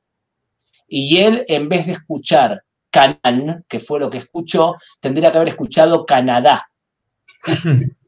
Tendría que haber seguido derecho hacia Canadá y teníamos un país con petróleo, con vecinos como la gente, con agua. Pero él escuchó mal y se quedó en Canaán. Y por eso tenemos vecinos que uno está más loco que otro. Cuando tú, pastor, cuando tú tienes la ventaja, y este es el mensaje importante que quiero transmitirle en ese sentido. Israel tiene 3 ventajas. La primera, estudiamos más de una carrera. Estudiamos más de una carrera. Y cuando una persona estudia, suele ser más creativa. Y yo les debo confesar una cosa. Yo estoy estudiando en este momento, otra vez, estoy estudiando abogacía. Estoy estudiando mi 7º título universitario. Porque me prometí que cada 10 años iba a estudiar una carrera nueva. Tú quieres saber cosas y quieres ser creativo, todo el tiempo estudia. Lo primero que hace este pueblo es estudiar mucho. Lo segundo, entendemos que no tenemos nada. Dios no nos ha dado petróleo ni tierra. Y cuando hablan de la tierra, de la leche y de la miel, recordemos que la miel es miel de dátil y la leche es leche de cordero. Pero no tenemos riquezas naturales. Y eso es una gran ventaja, porque cuando tú tienes un país que llueve todo el tiempo y que tiene terreno verde o que tiene petróleo, no te esfuerzas porque todo lo tienes naturalmente. Sí, sí. Y lo tercero que tiene este país es que tenemos una muy buena cultura del fracaso. Cuando fracasamos en algo, se lo comentamos a nuestros hijos y a nuestros amigos. No nos avergonzamos del fracaso. Te fracasas en algo y te levantas y sales adelante con otra cosa. Cuando tú tienes buena cultura del fracaso, inviertes en educación y sabes que no tienes nada, eres muy creativo. Y cuando además tienes memoria colectiva, como te dije al principio, y recuerdas lo que te ocurrió cuando no sabías defenderte, entonces nuestro futuro es muy bueno. Increíble. Disciplina y pasión. Demuestra creatividad con la ayuda de Dios. Gabriel, 20 preguntas. Número 1. Oye, Arturo. Ajá. Tú le recuerdas constantemente a Gabriel que es judío, ¿no? Te pasas sí. Bombardeándolo, hermano. Qué terrible que es este hombre. El que pregunta tiene hambre de conocimiento. Adelante. Es preferible pasar por tonto un minuto y preguntar, y no preguntar y pasar por tonto toda la vida. Proverbio chino. Entonces, amigos míos, yo estoy pensando también en el pueblo que quisiera tener esta bendición que tenemos nosotros aquí con Gabriel. Hace 2 semanas salían en las redes que uno de los terceros rabinos importantes e influyentes en Israel habló con el Mesías. Adicionalmente a eso, ¿qué sabes tú de este rabino que habló que habla con el Mesías?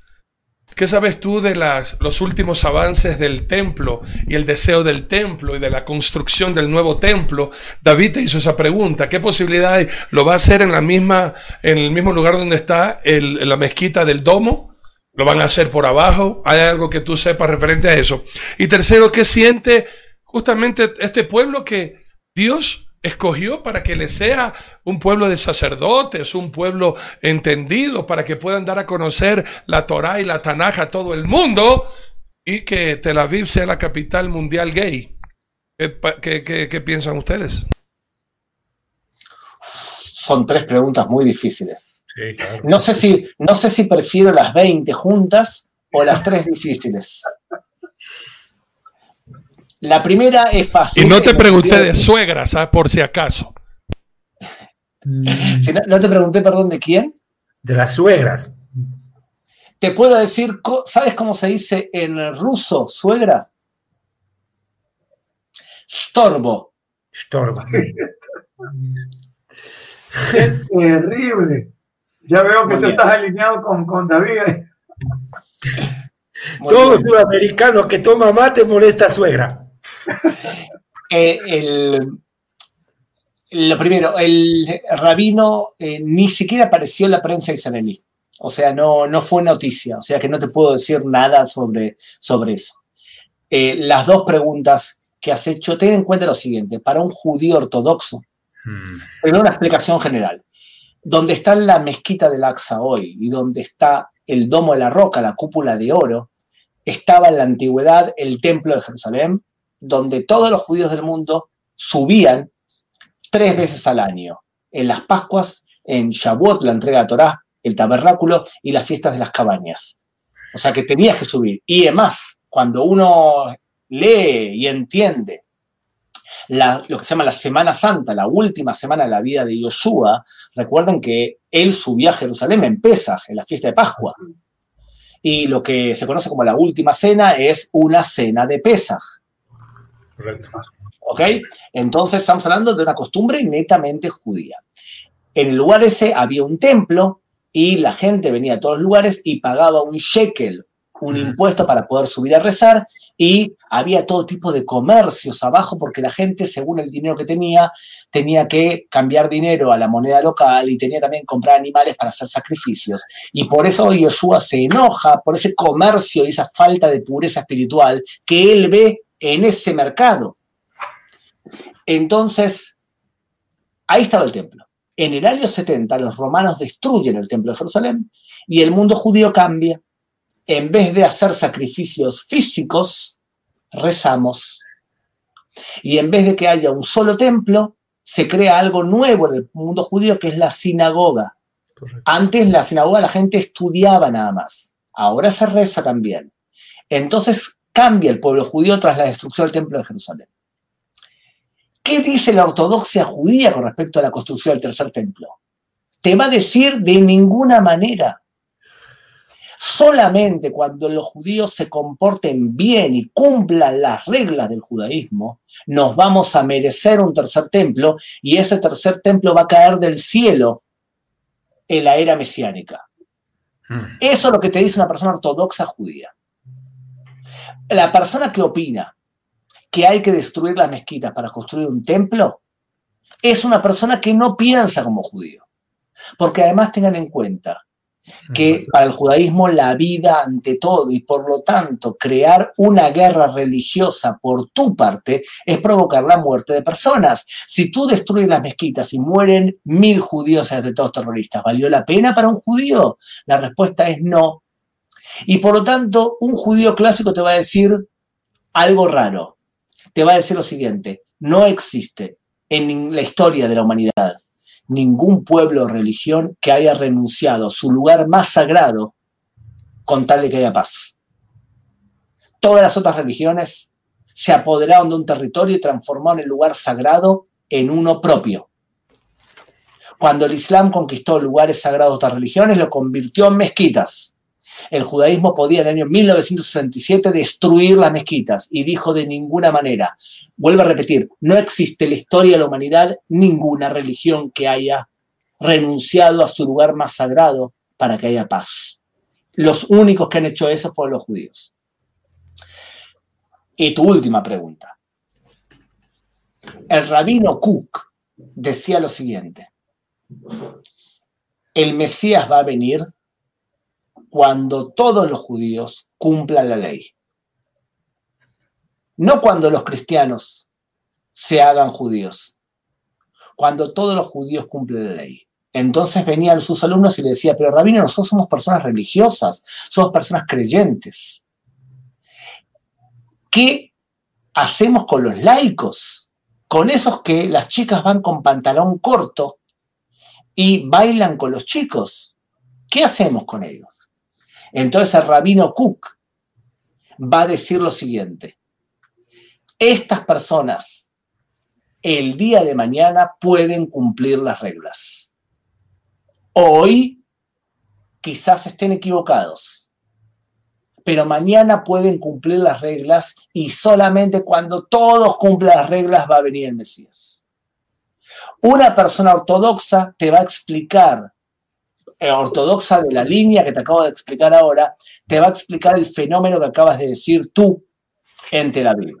Pero ten en cuenta que la población de Israel es una sociedad muy liberal. Es una sociedad moderna, y por lo tanto la libertad individual de cada persona es su libertad. Y por lo tanto yo estoy dispuesto a dar también mi vida por defender a cada persona en Tel Aviv que hace lo que tú has dicho. Porque yo soy una persona pequeña.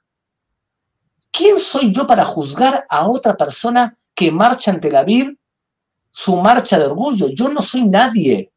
Los judíos en la cabeza nos ponemos algo que se llama kippah, que es esto que tengo varias aquí dando vueltas.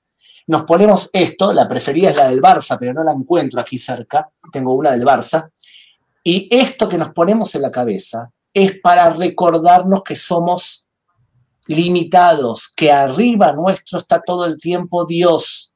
Y por lo tanto, ¿quién soy yo para juzgar lo que hace o cómo se comporta otra persona? Si él hace lo que hace, no voy a ser yo quien lo va a juzgar. Para eso hay alguien superior. Es un tema bastante importante el que estamos viendo, porque, Gabriel, para el mundo cristiano evangélico, la profecía de la reconstrucción del tercer templo, guardando las distancias, es tan importante como para los judíos ortodoxos. De hecho, el Talmud dice que está prohibido destruir el templo de otra religión. Eso es lo que se nos enseña. No se puede destruir templos de otra religión. Eso los judíos lo tenemos por ley talmúdica. Por esas razones de que antes no se ha destruido la mezquita. No fuera eso, ya se lo hubiera volado hace mucho en pedazos. Pero se respetó ese lugar.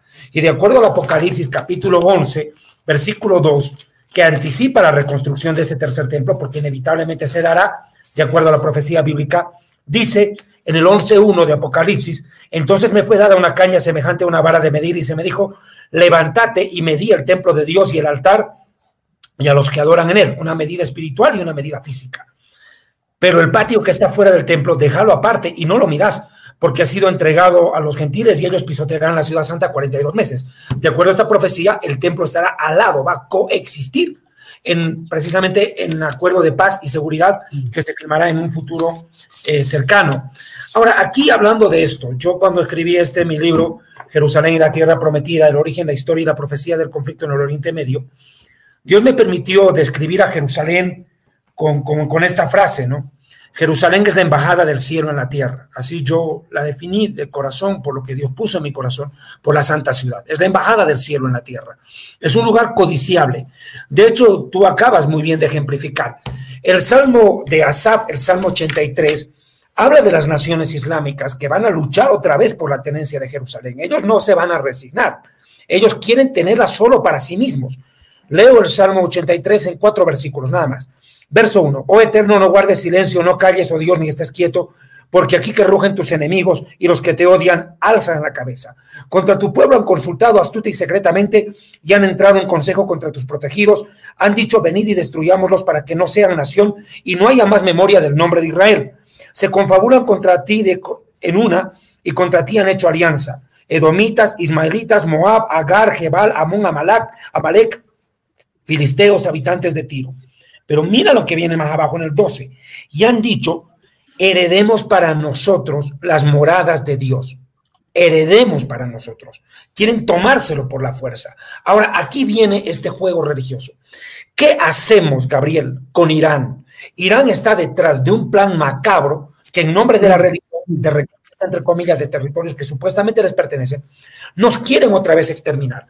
A nuestros abuelos en Europa, ¿qué les decían? Malditos judíos, váyanse para su país. Ahora estamos en nuestra tierra, en lo que el Eterno nos dio, Baruch Hashem. Y ahora nos quieren sacar de nuestra propia casa otra vez.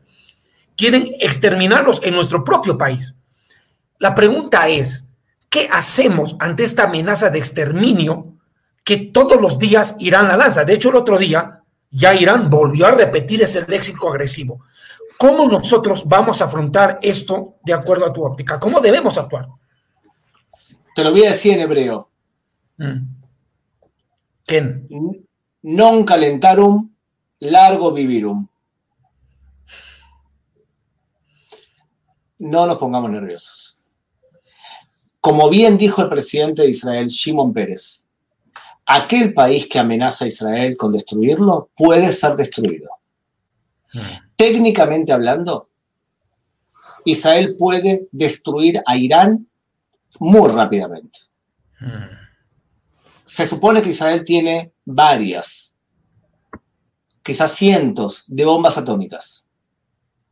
E Israel tiene un sistema de antimisiles conocido como Flecha, que tiene Flecha 1, Flecha 2 y Flecha 3.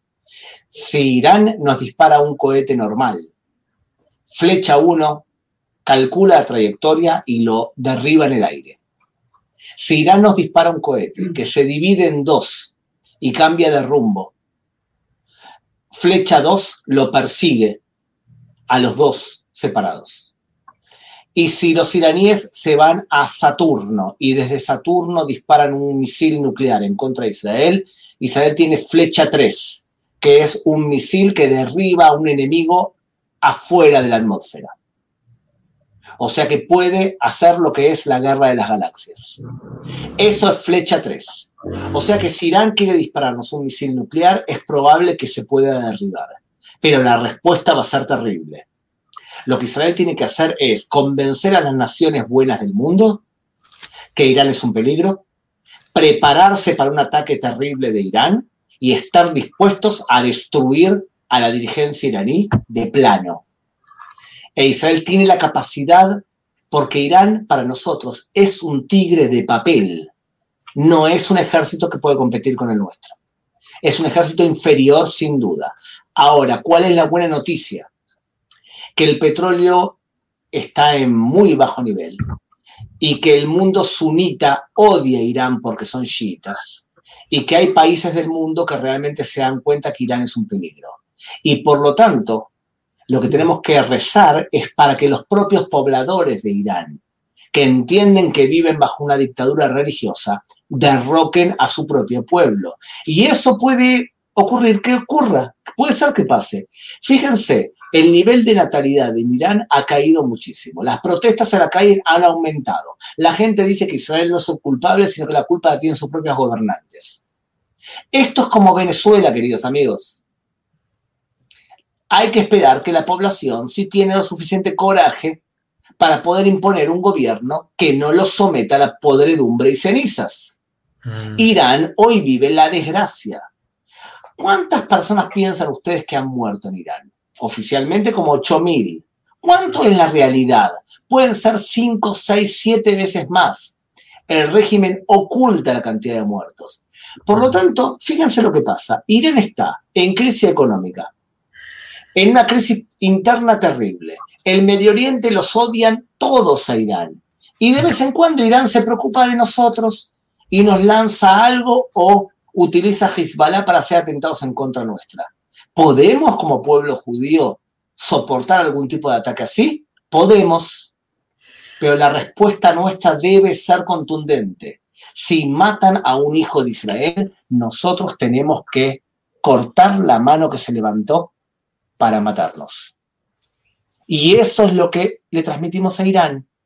Irán, ustedes quieren meterse con Israel, que sepan que podemos defendernos. Ustedes acaban de entrar y hackear unas páginas que dominaban el fluido de agua de Israel. A cambio, Israel silenció el puerto de Irán. ¿Quieren meterse con nosotros en tema de cibernética? Ustedes lo saben porque ustedes han tenido problemas de seguridad cibernética hace poco. ¿Y a quién le han pedido ayuda? ¿Saben? A Israel. Porque la principal central, entre otras, del mundo, ¿quién sabe luchar y defender cibernéticamente? Bueno, el Estado de Israel. Por lo tanto, hay que recordar, no somos los mismos judíos. Estos judíos tienen orgullo. Estos judíos son el rey David peleando contra Goliat, con la diferencia que ahora el rey David no pelea solamente con una honda. El rey David ahora tiene la astucia que tenía para pelear contra Goliat, pero ha aprendido a manejar mejor las piedras, mejor las ondas, mejor las espadas. Es un pueblo que aprende. Y hemos aprendido que no podemos confiar que Ecuador, que Bolivia o que Colombia peleen contra Irán. Nosotros tenemos que pelear contra Irán. Correcto. Yo quiero puntualizar esto. El pueblo judío no tiene problemas con el pueblo iraní, es su régimen el problema. Porque de hecho, en la historia, Gabriel, nuestros ancestros vivieron en Irán. La historia de la reina Esther está dada en Irán. Y ahí en la historia también tuvimos una amenaza de exterminio y que acabó mal para ellos mismos. Ahora, inevitablemente este conflicto con Irán se va a dar. Proféticamente, a la luz de la escritura, ahorita lo voy a leer en Jeremías, son dos trenes sobre la misma vía en sentido contrario. Se van a chocar inevitablemente, de acuerdo a la profecía bíblica de Jeremías 49, que dice así, versículo 35. Así ha dicho el Eterno, he aquí que yo quiebro el arco de Elam, parte principal de su fortaleza. Los elamitas es la actual Persia o Irán, ese territorio geográfico que abarcaban ellos en la antigüedad. De acuerdo a esta profecía va a haber una invasión aérea contra Irán. Traeré sobre Elam los 4 vientos de los 4 puntos cardinales del cielo y los expulsaré a todos estos vientos y no habrá nación a donde no vayan los fugitivos de Elam. Ellos están arriesgando a que sus propias centrales nucleares terminen siendo como en la época de Amán, cuelguen en su propia horca a Amán y que estos sean presa de sus propias bombas en Isfahán. Y haré que Elam se intimide delante de sus enemigos y delante de los que buscan su vida, y traeré sobre ellos desgracia y el ardor de mi ira, dice el Señor, y enviaré en pos de ellos espada hasta que los termine. Acontecerá esto en el final de los días, que destruiré a su rey y a su príncipe. Nótese lo que está diciendo Gabriel. Dios va a poner freno al régimen de los ayatolás, a ese régimen violento de gobierno, virulento verbal y que financia el terrorismo en el Medio Oriente. Porque hay que entender esto. ¿Por qué no hay paz en el Medio Oriente? Porque hay terroristas. ¿Y por qué hay terroristas? Porque hay gobiernos que patrocinan el terrorismo. Estos padrinos, estos alcahuetes, cómplices del terrorismo, como el gobierno de Irán, en algún momento van a tener que chocar con alguien más fuerte, toparse contra la horma del zapato. Y yo creo que Israel ha tenido ya bastante paciencia con el gobierno iraní. Israel ama la vida. Israel sabe y es consciente que en una intervención militar en Irán, obviamente va a morir mucha gente, e Israel no quiere verse envuelto en una guerra. Quisiéramos que la diplomacia política internacional solucione el problema, viéndolo humanamente, pero viendo bíblicamente, por lo visto, todo progreso político y diplomático va a caer en saco roto, e Israel tendrá que actuar casi como que contrarreloj para defenderse, porque hay que ser honesto, claro, aquí hay un principio que en el judaísmo se nos enseña, talmúdico: si tu enemigo viene a matarte a ti, levántate tú y mátalo primero. Ya Irán ha hablado demasiado. Nos está hablando de exterminarnos. Nosotros no podemos esperar otro holocausto en nuestra propia casa, mucho menos. Y nosotros tenemos una cosa en clara, Arturo y Nelson: nunca más. Nunca más. Nunca más. Muy bien. Es verdad. Yo quiero, si me permiten un minuto, acotar 3 cosas importantes. Entendemos que el Dios de Israel es inmutable, que su palabra no cambia, ¿verdad? No cambia. Es verdad lo que decía Gabriel, no podemos juzgar. Pero escrito está en el libro de Ezequiel, en el capítulo 33, verso 8. Así dice el Señor. Cuando yo dijere al impío, impío de cierto morirás. Si tú no hablares para que se guarde el impío de su camino, el impío morirá por su pecado, pero su sangre yo la demandaré de tu mano. Y si tú avisares al impío de su camino, para que se aparte de él, y él no se apartare de su camino, él morirá por su pecado, pero tú libraste tu vida. Yo creo que es deber de cada ser humano, es verdad, no juzgar, pero sí advertir. En la mano de ustedes, cada uno de los israelitas tiene, de quienes lo aceptan, la Torá. Y la bendita Torá dice en el Levítico 18:22, no te echarás con varón como con mujer. Es abominación. No voy a juzgar al homosexual, pero voy a hacer su atalaya. Y se lo voy a decir. Es mi deber. ¿Por qué? Porque yo tengo que preservar mi vida y la vida de él también. El segundo punto que decía Gabriel, sobre si el tercer templo se construirá cuando todo judío cumpla la ley. ¿Será esto posible? Sí. No porque lo diga Nelson Zavala, sino porque escrito está. Así que dice así el mismo Ezequiel, capítulo 36, versículo número 26.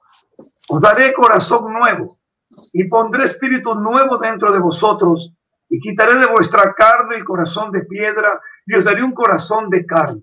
Y pondré dentro de vosotros mi espíritu y haré que andéis en mis estatutos y guardéis mis preceptos y los pongáis por obra.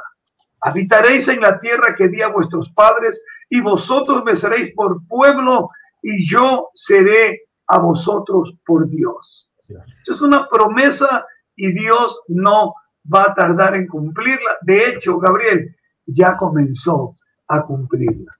Eso es lo que quería aportar en base a lo que Gabriel había indicado. Y nada más, Arturo. Gracias, Nelson. ¿Saben algo, amigos, que a mí me fascina del Dios de la Biblia, del Dios de la Torá, del Dios de la Tanakh, del Dios de los libros de la palabra de Dios? Israel es un estado bien chiquitito, rodeado de todos los enemigos más feroces que usted se puede imaginar. Y algo que a mí me llama poderosamente la atención es que todos esos países enemigos tienen su Dios llamado Allah. Y a pesar de que tienen su Dios llamado Allah, que tiene muchísimo más seguidores que el Dios de Israel, que tiene tan pocos, en Israel, hablando de los judíos directamente, el Dios de los judíos es el Dios de dioses y nadie lo puede atacar. Israel podrá tener tecnología, como de hecho la tiene. Israel podrá tener un armamento bélico moderno, destructivo, siempre considerando que si hay una guerra atómica, nadie gana porque todos morimos. Sin embargo, lo bello es que quien sustenta a Israel no es solamente la pasión, no es solamente la disciplina, no es solamente la creatividad, sino el Dios del pueblo de Israel. Ese es el Dios que protege a su pueblo. Por ende, Gabrielito, quiero hacerte una pregunta. Uno de los ingresos económicos más poderosos que tiene Israel es el turismo. Yo de eso me gozo siempre, de poder estar ahí casi todos los años por la misericordia del Señor. Y al igual que Nelson, para mí cada vez que mi Dios me permite ingresar y respirar aire hebreo, a mí me dan ganas cada vez que me bajo del avión es tirarme al piso y besar esa tierra y decir: Señor, tú caminaste aquí, mi Dios todopoderoso, mi Señor y Salvador Jesucristo, mi Rey, mi Dios, mi todo. Conocer y ver a todos los judíos que andan por ahí, a los ortodoxos, a los musulmanes, a todo el mundo que está en Israel. Ese pueblo, al menos cuando uno va a Jerusalén, uno respira esa paz realmente donde no hay en ningún otro lado, esa paz, ese amor de querer abrazar a toda la gente. Ay, yo los amo. Pero ¿cómo se está preparando? Sabemos que todo el mundo ha sido detenido por esta peste y dentro de esto Dios ha preparado a su pueblo para cosas que están por venir, cosas y planes para que conozcamos el propósito de Dios. Amado Gabriel, ¿cómo se está preparando Israel ahora que comienza poco a poco a abrirse nuevamente los aeropuertos? Dios mediante, ya en próximos días o semanas ya estarán abiertos. ¿Hay algún preparativo para incentivar nuevamente visitar los lugares sagrados, visitar Israel, todo lo hermoso que tiene, probar esos dátiles, el falafel, toda esa comida extraordinaria, el cordero, deliciosísimo, los quesos? Amigos, una cosa es que le digan que es la tierra que fluye leche y miel, pero hermanos, ir a Israel y comer, miren, es verdad que es un manjar. A mí particularmente el arroz que hacen en Israel, hermano, yo digo eso en el contexto acá sudamericano, especialmente ecuatoriano. Qué arroz con pescado, hermanos míos, no tienen idea. Además del arte culinario israelí, la música, la danza israelí, que de verdad, al menos aquí los ecuatorianos evangélicos y en toda Latinoamérica y el pueblo evangélico, escuchar música hebraica, la danza hebraica, su corazón a uno lo hace es simplemente querer gritar: Dios te amo. ¿Qué se está haciendo en Israel y ahora para incentivar estos lugares donde hay lo más normal en Israel es la aglomeración de personas, millones, miles de personas por diferentes eventos todo el año? Hay algo que se está ya preparando Israel para recibir nuevamente a los peregrinos que queremos nuevamente subir hacia Jerusalén. Ante todo, hemos descubierto por qué tú vas a Israel. Tú vas a Israel a comer. ¡Qué terrible!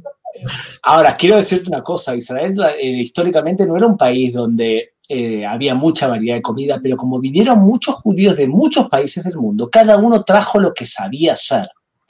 Entonces aquí tú puedes comer todo de todos lados, y las mezclas entre culturas provoca que puedas comer un excelente asado argentino, pero con esa ensalada que tiene condimentos que son de aquí, que hace que sea fresca y que el olor sea de campo. Yo que nací en Argentina, para nosotros comer carne era obvio, pero acompañarla con verduras, la verdura era algo que sobraba. Y aquí aprendí a comer esas cosas que nutren el alma también. O sea que estoy de acuerdo contigo, hay muy buena comida aquí. Por más que creo que el país donde quizás se come mejor es Perú, o en España se come muy bien. Pero dicho eso, yo creo que, primero, este país no está preparado y no estuvo preparado durante años para captar tantos turistas. Antiguamente la gente no venía a Israel porque tenía miedo, pensaba que era un país inseguro, hasta que la gente empezó a venir y se dio cuenta que no es así, que es un país seguro. Nuestros hoteles no son tan buenos comparado con España, por ejemplo, o con otros países donde la hotelería realmente es buena. Y te lo digo yo como guía de turismo. ¿Te acordás que hace un rato conté que cada 10 años estudio otra cosa? En mis años 40 estudié para ser guía de turismo. Y cuando había mucho turismo, yo tenía todo el tiempo que decir que estaba ocupado y me pedían por favor porque no había suficientes guías. Entonces, este país no está acostumbrado a eso. ¿Qué hemos hecho durante esta época? Bueno, mucha inversión en infraestructuras, mucha. Hoteles que no tenían tiempo para poder arreglar los hoteles, invirtieron en ellos mismos, y también en caminos y en los trenes. O sea, eso por un lado. Por otro lado, el turismo depende muchas veces del país emisor. Yo te quiero hacer una pregunta. Tú vas a un lugar como Guayaquil, que en este momento está sufriendo especialmente por la pandemia. ¿Ellos tienen en este momento los medios y la mente destinada a organizar un viaje a Israel? No, en este momento no. Y por lo tanto, depende de los países emisores. ¿Qué es lo que sí estamos haciendo y qué es lo más importante para que venga más gente? Los israelíes están trabajando muy fuerte para buscar una vacuna y un tratamiento que sea óptimo. Si tú logras eso, todo lo demás va a venir solo. Fantástico, no, definitivamente. Yo quiero puntualizar algo de lo que dijo Arturo Norero hace un momento, por favor, con datos un poquitico más exactos. El Islam gobierna 40 naciones del mundo y abarca 14 millones de kilómetros en territorios islámicos, los ismaelitas, descendientes de Abraham, lo sabemos, ¿no? En cambio, Israel tiene una población a nivel mundial entre Israel y los que estamos afuera por diáspora, entre judíos y descendientes de judíos, 14 millones de judíos por ahí, y apenas 22.000 kilómetros. Definitivamente no hay proporción. Israel es un milagro, es una prueba de la existencia del Ser Supremo, que preservó a lo largo de la historia a un pueblo que es el 0.5 de la población mundial y que día que pasa sigue siendo la sorpresa del mundo por todos los aportes que le está dando a la humanidad. Desde un celular hasta el anticuerpo para el COVID-19. Definitivamente, Israel abarca mucho. Yo tengo una pregunta con la cual yo no quiero perder la oportunidad de consultarte esto, porque mucha gente me pregunta esto. ¿Por qué hay rabinos, hablemos del Naturei Karta, que fueron hasta Irán a felicitar al entonces presidente Ahmadinejad que quería exterminar a Israel? Hay rabinos, oye, son religiosos, viejo, religiosos, que leen la Torá y salen a marchar a favor de los palestinos contra el mismo Israel. Son antisionistas, ya llamémoslo así. Pero la pregunta, Gabriel, ¿en qué cabeza entra eso? Que te hagan semejante autogol, porque eso es lo que ellos hacen, patean contra su propio arco. Gabriel, por favor, ayúdales a entender. ¿Qué pasa? ¿Por qué esto? ¿Te acuerdas que he nombrado antes al rabino Kook? Sí, claro. El rabino Kook decía que, bueno, que las personas tienen distintas fases hacia llegar al cumplimiento de la ley. Las personas ortodoxas que acabas de nombrar, Naturei Karta, que son entre 5.000 y 10.000 personas nada más en todo el pueblo judío, ellos consideran que no se puede crear un reino judío hasta que no venga el Mesías. Y por lo tanto, como los judíos se atrevieron a crear un reino judío antes de que venga el Mesías, entonces hay que combatir contra ellos. ¿Qué dice la inmensa mayoría de los rabinos, incluso los ortodoxos? Muchos ortodoxos. Que el Estado de Israel es el comienzo de la venida del Mesías. Lo mismo que piensan ustedes. El Estado de Israel es el comienzo de la guerra entre el bien y el mal, entre el Armagedón que va a ocurrir cerca de mi casa en el norte. O sea que la gran mayoría de judíos no piensan con ellos. O sea que teológicamente te puedo decir que ellos consideran que no se puede crear un reino judío hasta que no venga el Mesías. La respuesta menos diplomática es la siguiente. Los judíos somos un pueblo normal. Hay gente inteligente y hay tontos. Es verdad que hay muchos, por suerte, más inteligentes que tontos. Estos rabinos pertenecen al segundo grupo y por eso, por suerte, son pocos. Arturín.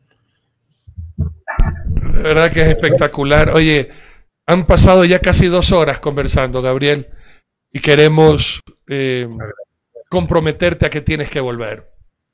Tenemos muchas otras preguntas. Yo al menos tengo solamente unas 500 más. Si quieres te las doy ahorita y tú las respondes después. Hay muchas cosas que necesitamos seguir aprendiendo. Y ya para cerrar y concluir este primer programa, Gabriel, de verdad, tu conocimiento, tu presencia ha engalanado este programa, al igual como lo ha hecho el embajador de Israel en el Ecuador, que también puso ese matiz hermoso en nuestro programa, y estoy seguro que a través de tu presencia aquí se van a abrir las puertas para que otras personas que amamos a Israel y que queremos lo mejor, la paz para Jerusalén, como nos manda la palabra de Dios a orar por ustedes, realmente nos gocemos. En todo caso, Gabriel, te agradecemos, al menos yo te agradezco de todo corazón. Una pregunta nada más yo al menos ya con esto me despido diciéndole a todos, ahí viene Jesús, dile un amigo, pero hago esta pregunta. ¿Cómo está ahora la situación en Israel? ¿Todavía siguen marginados? ¿En qué semáforo están? ¿Están rojo, amarillo, verde, hay comercio, hay lugares, está llegando, todo está cerrado todavía, me imagino, o ya comenzaron a abrir ciertos lugares públicamente. Por favor, Gabriel. Estamos casi afuera. 10 contagiados por día. Los restaurantes están prácticamente abiertos todos. Los niños han regresado a sus colegios. Algunos maestros prefieren seguir dando clase por Zoom. Te aconsejan salir, te piden salir con mascarillas por la calle. Hay gente que no lo cumple. Cuando el autobús está demasiado lleno, no dejan subir más gente para que haya una distancia prudencial. Pero estamos prácticamente afuera. Estamos pensando en que el virus va a volver. Tememos que el virus vuelva y tenemos que estar preparados para aquella circunstancia. Por lo tanto, todo el tiempo se piensa cómo hacemos para llegar a la próxima ola, si es que hay, mejor preparados. Porque esta ola aparentemente estamos ya fuera. Tengan en cuenta que nuestro clima también ayuda y tengan en cuenta que somos un pueblo muy joven y por lo tanto los jóvenes sufren más que todo eso. Los jóvenes sufren mucho menos el COVID y por lo tanto, al ser un pueblo tan joven, estamos menos expuestos y además al tener un sistema de salud tan desarrollado, protegemos a nuestra sociedad. O sea que creo que te puedo decir que prácticamente estamos afuera. Mis hijos se van al parque sin ningún problema a hacer deporte con sus amigos. Tú vas al supermercado sin darle problemas. Te mide la temperatura en la puerta, pero creo que en esta ola hemos ya salido. Amén. Pastor Nelson, yo quisiera rogarte, antes de yo cerrar el programa, que por favor tengas la bondad de orar por Gabriel, por su familia, por favor. Muy bien, pero también quiero regalarle un versículo bíblico, no solo a Gabriel, sino a todo judío. Que nunca olviden algo, que les voy a leer ahora en este momento. Sabemos que Israel se llama Israel por Jacob. Es correcto. Y mira lo que dice Dios. He aquí yo estoy contigo y te guardaré por donde quiera que fueres y volveré a traerte a esta tierra. Ya lo hizo. Porque no te dejaré hasta que haya hecho lo que te he dicho. Él no nos va a dejar nunca hasta que no cumpla todas, absolutamente todas sus palabras. Bendito eres, oh Padre eterno, Dios de Abraham, de Isaac y de Jacob. Te amamos y bendecimos tu gran nombre. Y ponemos la vida de Gabriel y de cada uno de tus hijos, Señor, delante de ti, con amor, respeto y reverencia, entendiendo que tú eres nuestro creador y el Rey del universo y el Rey de Israel. Y que te agradecemos, Padre, por habernos abierto los ojos, despertado el espíritu y traernos a vida y poder saber quién eres tú, Señor. Sí, Señor. Agradecemos también por manifestar tu amor en tu amado Hijo Yeshua. Queremos, Señor, pedirte que tú hagas un cerco de protección alrededor de Gabriel. Pues si muchos son los enemigos de Israel, muchos son los enemigos de Gabriel. Pero he aquí que, como dijo David, tú vienes a mí con jabalina, yo vengo a ti en el nombre del Dios de Israel, del Dios de los ejércitos. Señor, tú eres ese Dios. Protege la vida de Gabriel, protege la vida de cada judío, Padre mío, y que cada día podamos tener el honor y el privilegio de orar por ellos, y que nuestros ojos, hasta que tú permitas, puedan ver tu gloria sobre Israel y sobre Jerusalén. Oramos, bendito Dios, juntos, en tu santo nombre y en el nombre de tu amado Hijo, Yeshua. Amén, amén. Amén. De verdad, yo quiero agradecer al Eterno y agradecerte, Gabriel, por tener la amabilidad de atendernos. De verdad, has aclarado muchas preguntas que el pueblo evangélico cristiano tiene sobre Israel, esa sed, esas ansias de conocer más acerca del pueblo de la Biblia en el tiempo contemporáneo. Y sin lugar a dudas, yo reconozco y valoro, pondero todo el conocimiento que tú tienes, pero sobre todo, como cuando te conocí por teléfono, te dije, yo valoro más la calidad humana que tú tienes y has demostrado siempre tener, y esta oportunidad, no sabes cuánto te lo agradecemos. Yo, como judío, te digo este momento, Yag Shavuot Sameach, feliz Shavuot, Pentecostés, a ti, a tu familia. Tienes aquí 3 amigos que estamos para servirte y estaremos siempre a tu disposición, amigo. Y Gabriel. Es un honor para mí, en serio. Yo realmente considero que ustedes y las iglesias evangélicas en general son los mejores amigos del pueblo judío.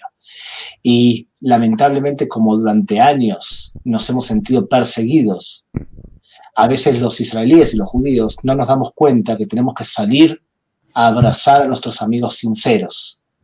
Y por eso le digo siempre a un israelí que veo, si tú piensas que todo el mundo nos odia, tienes que ir por lo menos una vez a una iglesia. Ahí te darás cuenta de que es mentira, que te van a amar como no te aman ni siquiera tus conciudadanos. Por lo tanto, le pido a todos los que pertenecen a vuestras iglesias que sepan que muchos israelíes sabemos quiénes son nuestros amigos y ustedes son nuestros amigos. Así que para mí es un honor.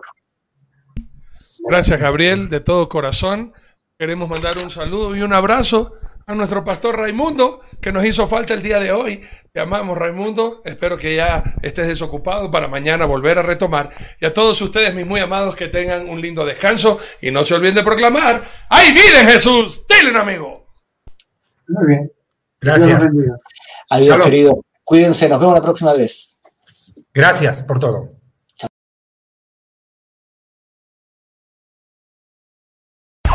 El Ministerio Evangelístico Internacional Kedushá Santidad presenta los libros escritos por el Dr. David Diamond.